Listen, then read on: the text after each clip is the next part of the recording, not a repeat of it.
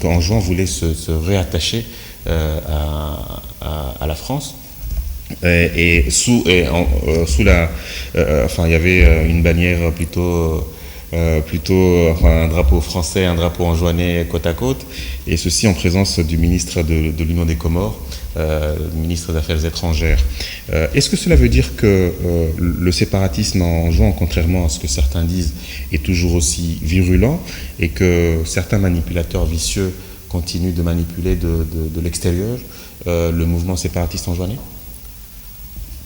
Je crois que d'abord, il est tout à fait bizarre que des gens, et notamment d'ailleurs un certain nombre de Français que j'ai rencontrés ici, puissent, à partir d'épiphénomènes, généraliser un certain nombre de choses. Je vous assure que quand vous parlez de Français de l'ambassade de France? Par exemple, oui. Je crois que quand Mme Girardin est arrivée en juin, il pleuvait tellement qu'il n'y avait pas grand monde. Les gens ne le savent peut-être pas. Elle est montée, c'est vrai, à la présidence, il y avait quelques gars qui avaient des banderoles. Alors on croit savoir qu'il y a un petit groupe de gens qui s'appelle, je crois, les sans-papiers en juin, des gens qui sont allés à Mayotte et qu'on a expulsés, et puis tout à coup deviennent de grands francophiles, ce qui est bizarre. Moi je suis persuadé, et je l'ai dit d'ailleurs, ils représentent 0,0001% de la population anjouanaise. Alors extrapoler sur ça pour dire que les Anjouanais sont redevenus séparatistes, moi je ne le crois pas du tout. Les Anjouanais sont des nationalistes, ils sont comme tous, les grands Comoriens, les Moëliens, ils ont envie d'avoir des hôpitaux, des routes, etc. Et si notre pays n'arrive pas à leur donner tout cela, eh bien ils prennent des kwassa-kwassa et vont se faire massacrer par les requins entre Mayotte, etc. C'est pas la France en tant que telle qui les attire à Mayotte, hein, c'est la recherche d'une bonne vie, c'est tout. Monsieur Frié a reçu sans doute le message. Il y a un mouvement, comme je l'ai dit, un mouvement séparatiste, rattachiste, anjouanais, très virulent. Pourquoi on n'entend jamais un mouvement unioniste anjouanais tout aussi virulent? Mais parce qu'on ne l'entend pas non plus dans les autres îles. Vous savez, ce genre de mouvement, c'est la majorité silencieuse. Pour beaucoup d'Anjouanais, il est tellement évident que nous sommes Comoriens, que nous appartenons à l'ensemble comorien qu'il n'est pas besoin de sortir dans la rue et le proclamer. Mais on met en relief, encore une fois, le peu de gens anjouans qui ont envie que cela se fasse. Moi, je sais qu'en allant à Moutsamoudi, si vous passez par Miranti, vous trouverez quelqu'un qui est connu là-bas, qui a toujours son drapeau français planté là. Si vous ne faites pas attention, vous vous direz, bon, ben, Anjouan ou Miranti est pro-français, mais enfin, même ce monsieur, je ne sais même pas s'il est conscient de ce qu'il est en train de faire. Je crois qu'une majorité silencieuse, allez dans la campagne comorienne, anjouanaise, personne ne vous parlera de séparatisme. Moi, j'y suis allé, et les gens s'occupent de pêche, d'agriculture, ils ont envie que leurs enfants aillent à l'école, ils ont besoin de ce genre de choses, et personne ne cherche à devenir séparatiste. Alors, ces gens qui vont manifester chez le président Mohamed Bakar, sont des gens, certainement, à mon avis, qui sont manipulés quelque part, c'est certain. Je suis persuadé. Dans l'actualité de ce dimanche, en tout cas de cette semaine, on assiste un petit peu à une comptabilité un peu macabre, un peu sombre, de bazookas, de boucliers, de fusils d'assaut et de je ne sais quoi. Est-ce que, sincèrement, la discussion de cette semaine, est-ce qu'on n'est pas en train de mettre en jeu la définition même de l'État, l'existence même de l'État, l'autorité de l'État? Est-ce que la sécurité intérieure, la justice, est-ce que c'est réellement du domaine de l'État, ou effectivement il peut y avoir une délégation de pouvoir, en tout cas dans votre conception de l'État? Je crois qu'effectivement c'est un problème qui nous inquiète tous, parce que, comme vous le savez, nous sommes en train de chercher à avoir un programme avec les institutions de Bretton Woods, et notamment le Fonds monétaire. Et toute velléité actuellement de bagarre entre les îles serait une catastrophe pour ce pays. Si nous ratons ce petit programme avec le Fonds monétaire actuellement, alors nous raterons les bienfaits de ce qu'on appelle, pour résumer, l'initiative de PPTE, de réduction de la dette. Mais effectivement, cette comptabilité est macabre. Je crois que les Comoriens, à la Grande Comore, à Moélie ou en Jouan, en tout cas ceux que je connais, ont envie, encore une fois, c'est ce que je répétais tout à l'heure, de voir leurs enfants aller à l'école, d'avoir de bons hôpitaux, de bonnes routes, de voir les trous dans nos rues ici pouvoir être bouchés, et de manière définitive. et ne se soucie pratiquement pas de ces problèmes de sécurité. Alors cette comptabilité de bazooka, de Kalachnikov, etc. m'étonne.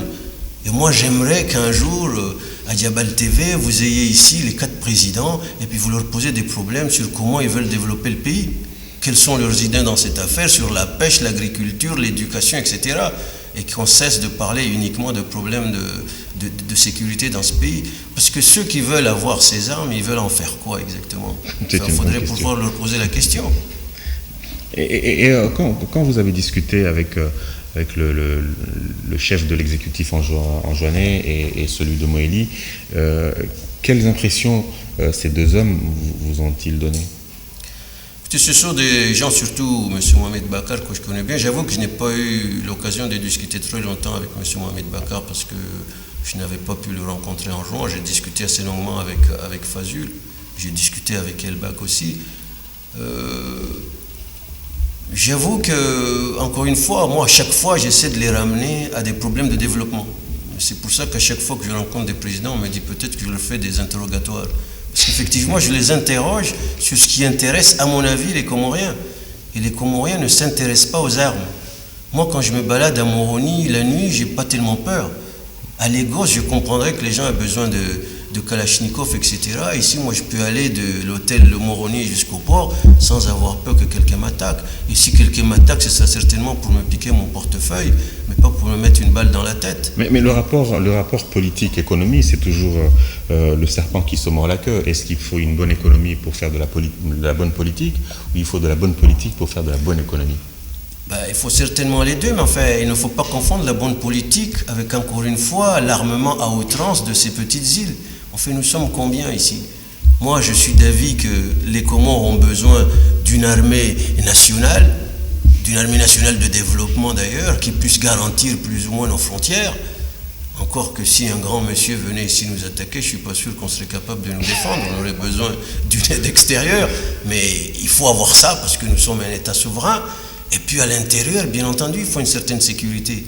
Enfin, une police assez réduite et quelques gendarmes, à mon avis, feraient l'affaire. Alors je ne sais pas si je vais fâcher des gens en disant ça, mais cette armée qui est déjà sur place, on devrait la transformer en une armée de développement et que les îles acceptent que franchement la sécurité intérieure, ça n'est pas un problème d'armement lourd, etc., mais de petits problèmes d'armement léger. Moi je vois à Paris, quand il y a des manifestations, on ne tire pas à la Kalachnikov, il y a des boucliers et des gaz lacrymogènes. Je crois que ça suffit pour faire la police. Est-ce que franchement, finalement, quand on regarde bien, les Comoriens n'ont pas encore une fois été trompés par la sémantique, par les petites finesses de la langue française quand on regarde un petit peu la Constitution? Est-ce que on n'est pas en train de créer de véritables quiproquos?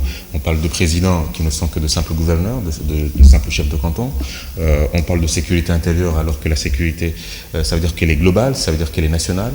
Donc c'est l'armée. On parle de justice, donc c'est la justice du pays. Est-ce que finalement, ceux qui nous ont pondu cette Constitution ne l'ont pas fait volontairement pour créer cette instabilité permanente?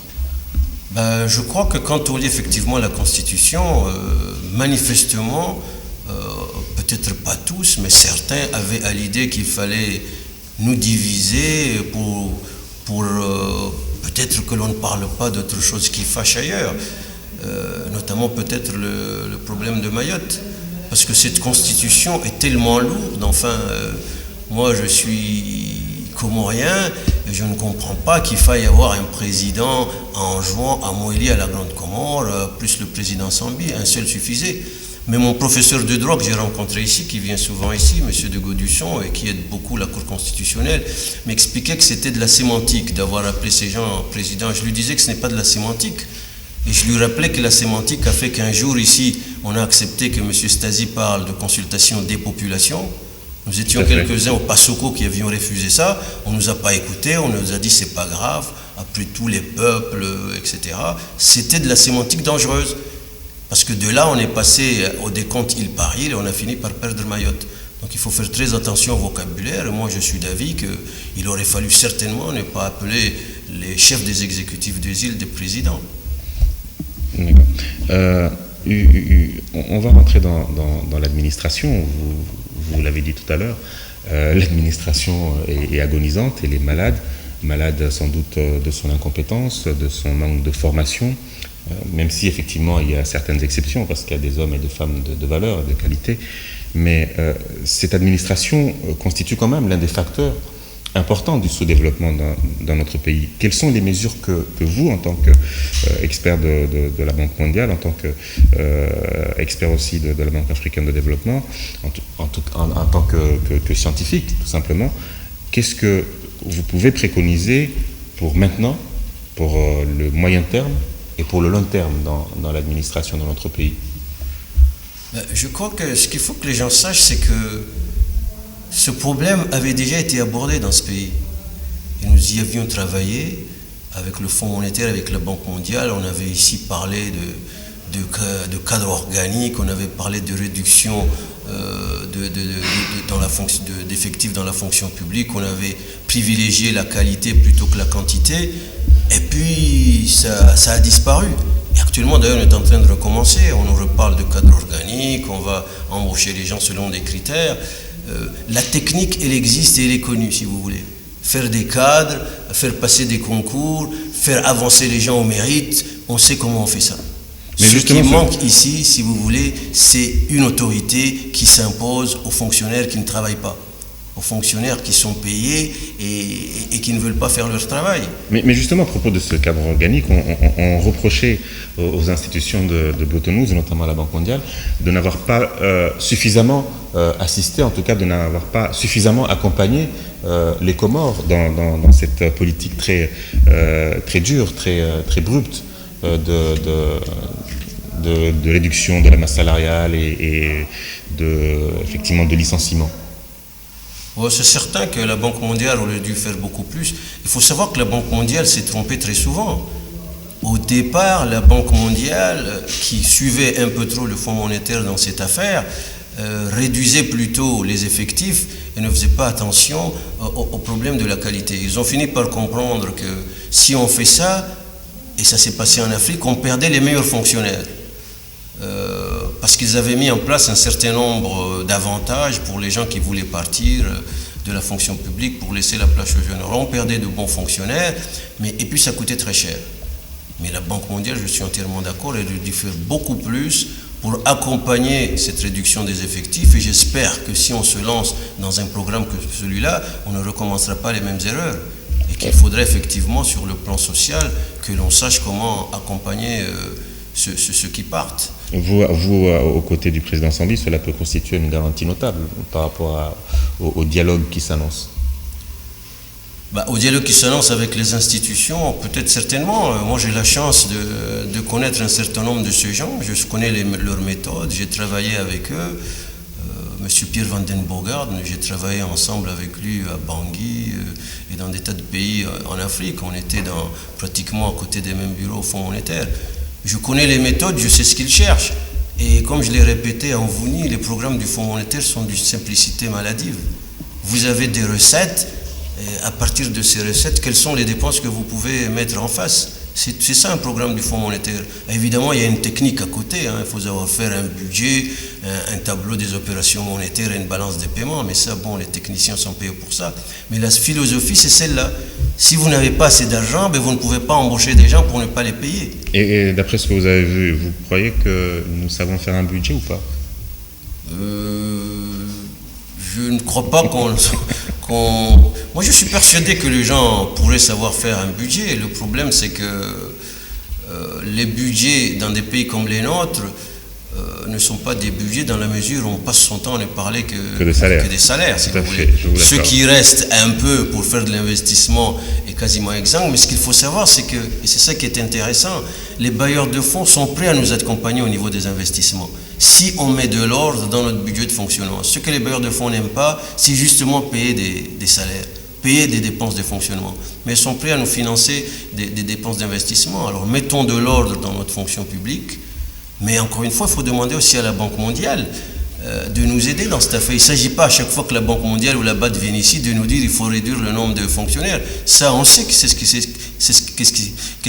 comment on peut faire cette affaire-là. Ce que j'attends de la Banque mondiale et de la BAD, c'est qu'ils nous disent comment les jeunes gens qui sortent de Mvouni peuvent trouver du travail. Et ça, s'ils n'arrivent pas à répondre à cette question, ils ne nous servent à rien. Parce qu'à ce moment-là, nous tous, on sait que si on réduisait le nombre de fonctionnaires, eh bien, on aurait moins de gens à payer. On le sait, ça. Venant d'un expert de la Banque mondiale, c'est plutôt intéressant. Deux questions, ensuite on passe le micro à notre ami Hassan Hamada Swali. Tout le monde ici est persuadé que le président Sambi n'a pas choisi la bonne équipe pour faire face au gros chantier qu'il a promis aux Comoriens. Il y a, semble-t-il, un peu d'amateurisme, enfin pour être gentil, un peu d'amateurisme, une méconnaissance totale de la chose politique comorienne, et peut-être même de l'incompétence et de graves lacunes dans la gestion de certains dossiers. Vous, en tant qu'expert, en tant qu'œil neuf, qu'en pensez-vous?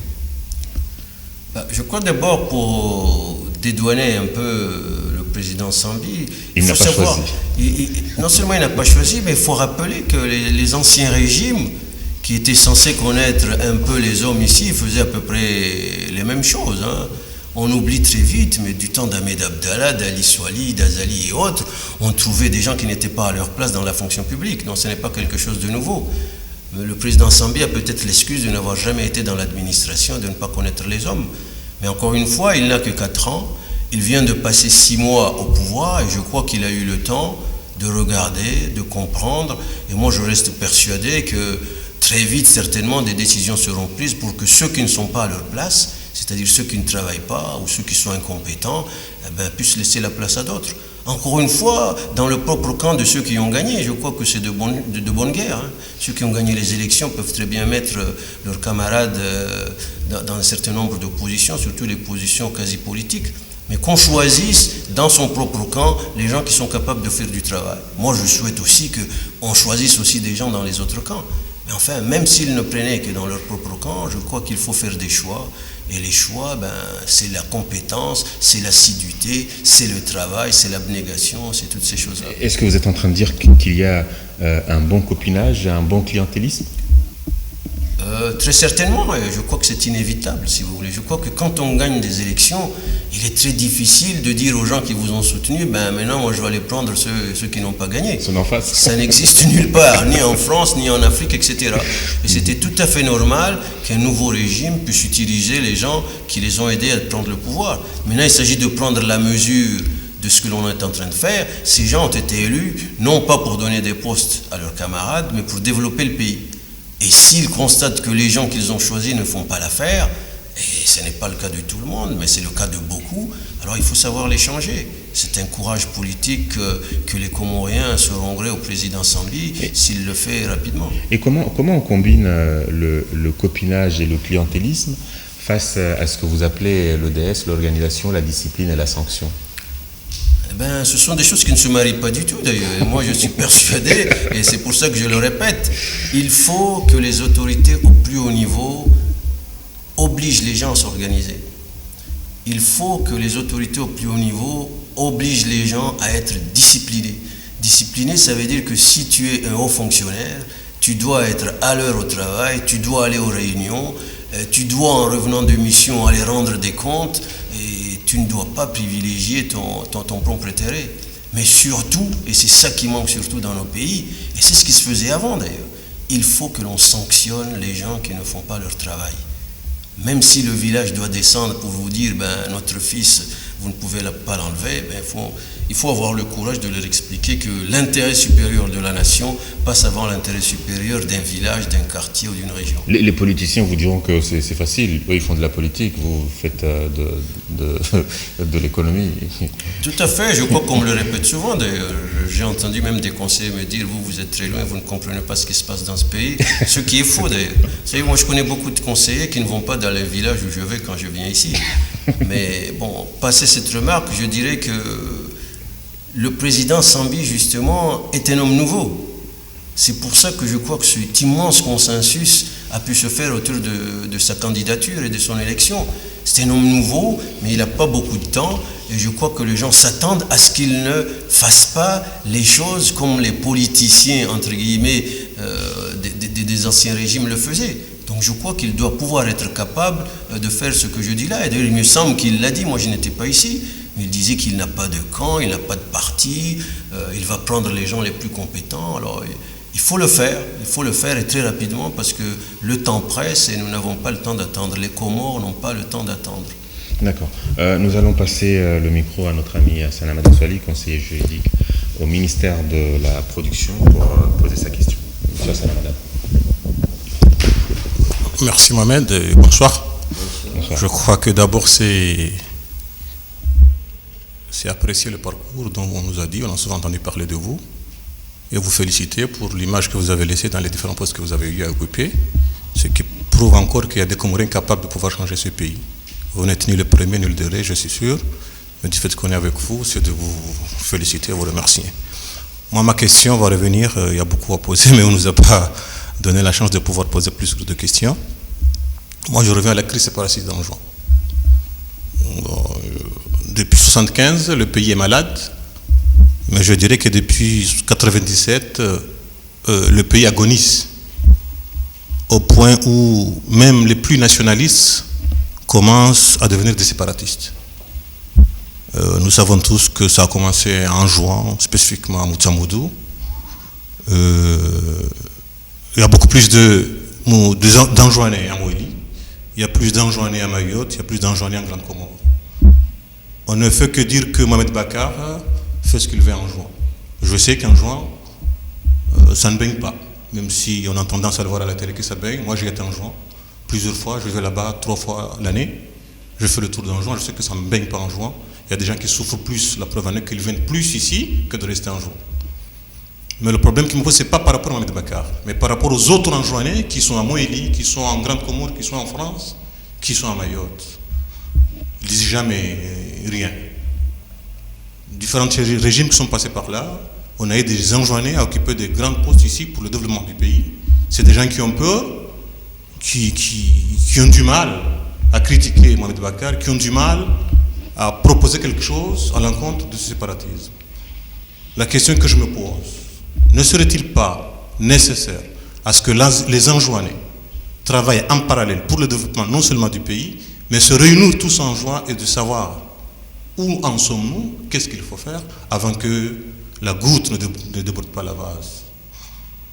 Et enfin, je dirais, et pendant les années que vous avez été à l'extérieur, qu'est-ce que vous avez apporté à notre pays? N'est-il pas trop tard? Et je vous remercie.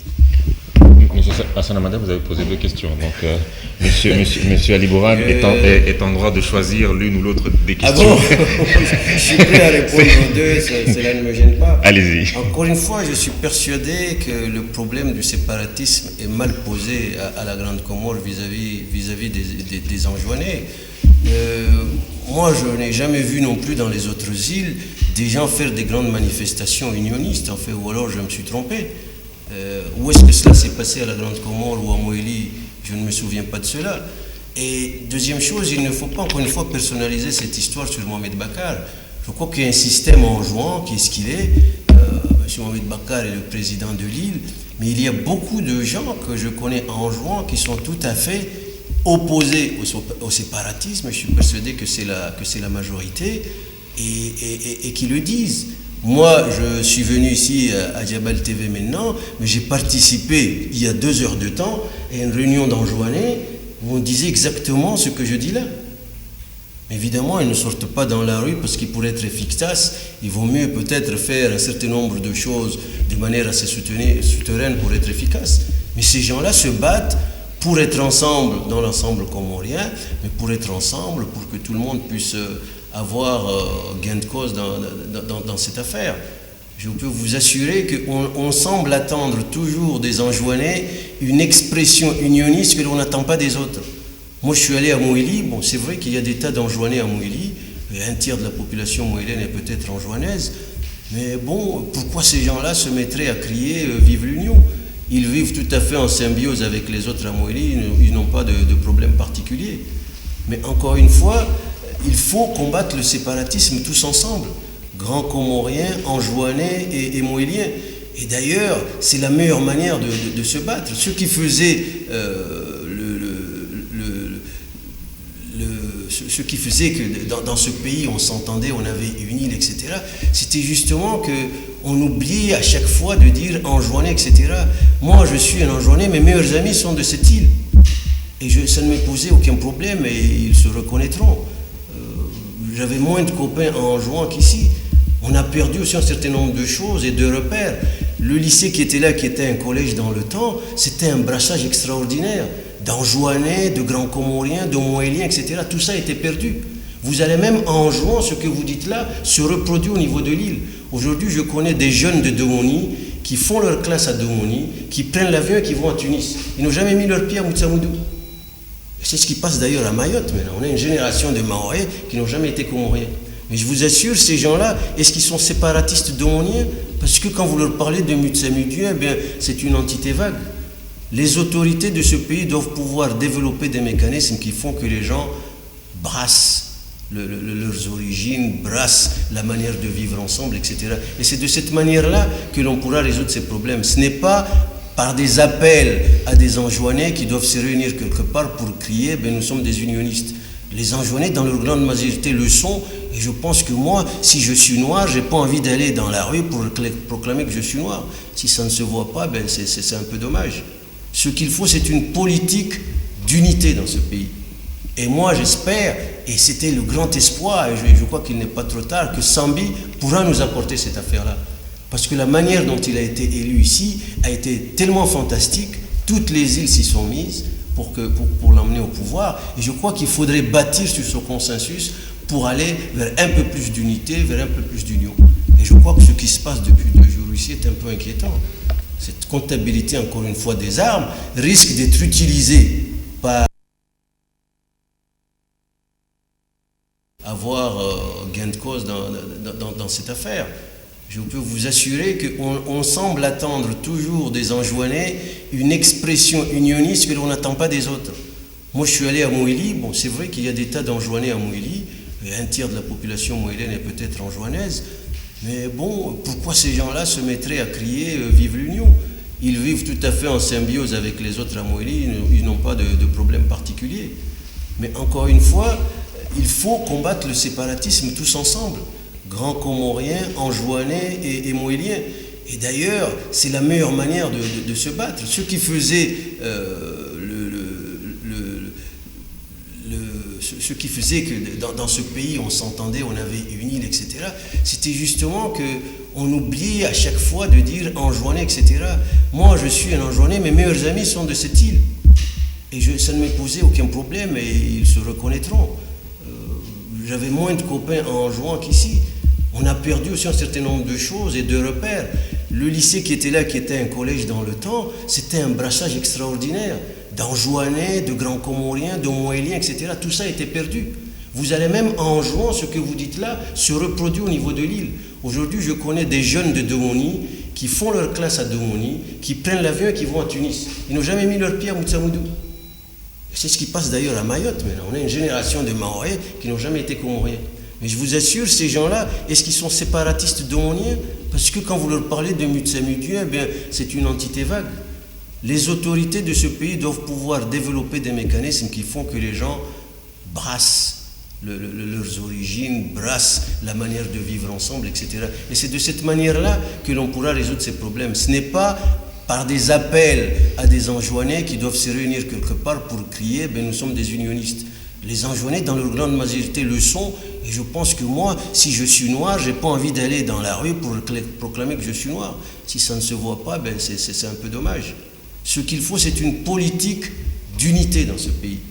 Et moi, j'espère, et c'était le grand espoir, et je crois qu'il n'est pas trop tard, que Sambi pourra nous apporter cette affaire-là.